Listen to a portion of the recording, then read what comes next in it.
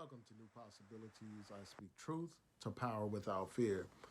So, as you all know, I did a video about the Proud Boys. People raised questions. They said, why aren't you criticizing Black Lives Matter? So, I did a video in response to that. And after I did that video, people came with additional pile on criticism of Black Lives Matter. And so, what I want to do is just take time to provide further response to these people who are so critical of Black Lives Matter. The first thing that people have raised is this. They said, well, how can you support Black Lives Matter and when Black Lives Matter is against the nuclear family? And, they talk about how Black Lives Matter is really about promoting the LGBT agenda and all this and that. So how can you support Black Lives Matter? So here's my response to that. First of all, people don't have to agree on every single issue to work in unison on the issues in which they do agree. We all should agree that there needs to be an end to police brutality in this country. There needs to be an end to racial profiling in this country. And that is the primary issue that Black Lives Matter is pushing. So even if you disagree with some of the issues that they advocate for, let's move out on the issues that we all can agree on. Anytime you have different organizations, different personalities, there are going to be issues that people disagree on. But we shouldn't let those points of disagreement prevent us from working together on the issues that matter. The fact of the matter is Black people are disproportionately targeted and killed by the police, and something needs to be done about it. And at this point in time, Black Lives Matter is one of the foremost groups out there advocating for this issue. So even if I were to disagree with them on some issues, I can unite with them on that issue of ending police brutality. The other point is this, I think a lot of people are just homophobic and, they're just bigoted, period. Um, and I'm not one of those people. I'm not somebody that has something against people based on their sexual orientation. I support human rights.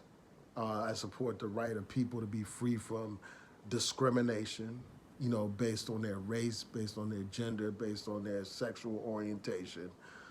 So I don't have any objection to uh, LGBT people having the same rights as any other person in this country. Um, when it comes to the issue of the nuclear family, obviously I support the nuclear family. I think that that is the foundation of society. So on that issue, I disagree with Black Lives Matter. But we know that that's not their primary focus and all that kind of stuff. So on that issue, I disagree with them on. But we know that again, that's not their primary focus. That's not the primary thing that they're advocating around. We all know this. It's like people went through the Black Lives Matter platform and they tried to search for anything to use to discredit Black Lives Matter and to attack Black Lives Matter. So that's one thing that has to be mentioned.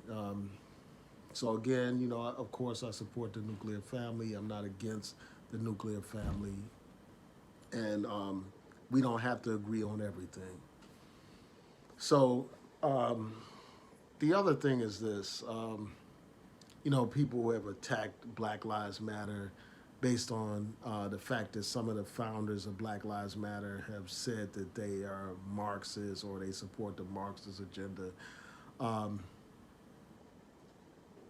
Even if you look at that, that is the position of the founders. There's nothing in the platform of Black Lives Matter as an organization that says anything about socialism, that says anything about communism or any of that kind of stuff. Their primary focus, again, is ending police brutality. That's their primary focus. So quit with the ad hominem attacks where you're focused on the position of individuals instead of what the group actually is all about, what the actual spelled out agenda of the group is. And then another point is, so what if that's their position? It's so, like, even if you were to say, oh, they're about Marxism and socialism and stuff like that, so what? That's my other response to that. Um, you know, there's something wrong with this capitalist system in which we live. A system that's ruled by the 1%, a system where, the wealthy get richer and richer while poor people get poorer and poorer. A system that has locked black people out of opportunity, a system that was founded on the enslavement of black people, the exploitation of black people, the oppression of black people. There's something wrong with that. And that's the system that you all want to defend, that capitalist system, that system that sends people across the world to perpetuate the American empire through war and militarism. That's the system that you all are defending, but you want to claim to be all about the people and about black people and all that kind of stuff.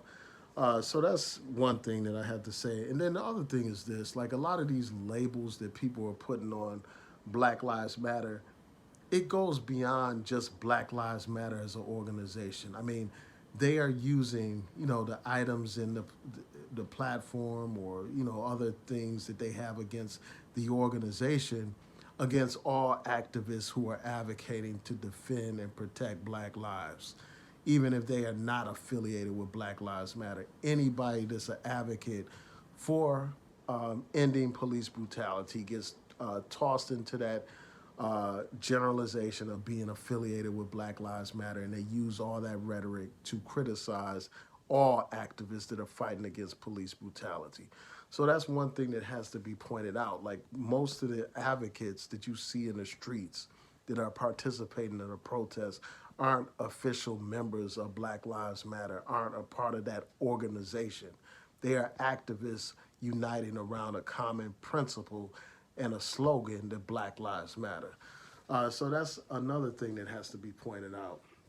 And then you have, like, a lot of these anti-Semitic bigots and idiots, aligning themselves with the rhetoric of the far right, where they want to say that, all these activists are funded by Zionists and all that kind of stuff and controlled by Zionists.